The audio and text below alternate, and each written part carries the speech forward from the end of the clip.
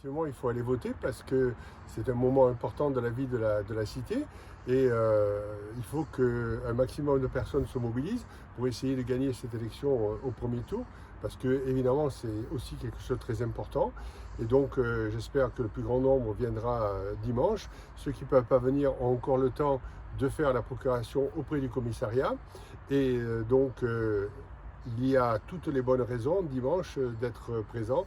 Tout ce qui concerne le risque de contamination, nous essayons de le prendre en compte pour le réduire à sa plus simple expression. Et donc, je vous invite en toute confiance de venir dimanche nous soutenir et nous apporter ce qui est notre réconfort, c'est-à-dire votre voix. Oui, cette campagne a été passionnante parce que, comme toutes les campagnes, je rencontre évidemment beaucoup d'habitants de Sanary. Ce sont des réunions sympathiques, conviviales, où on peut échanger, où les questions sont posées et les réponses sont apportées.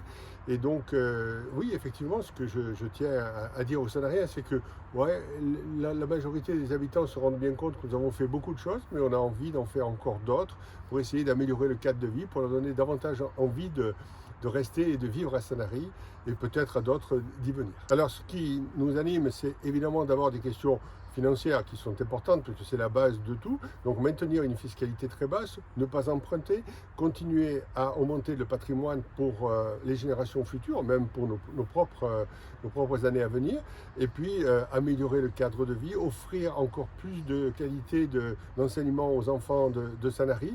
Voilà, donc faire en sorte qu'on se sente toujours de mieux en mieux à Sanary et qu'on soit fier de notre ville. Pendant cette campagne électorale, il m'est arrivé aussi de dire non. Et je crois que ce qui fait la qualité du discours politique, c'est d'être en capacité de dire non.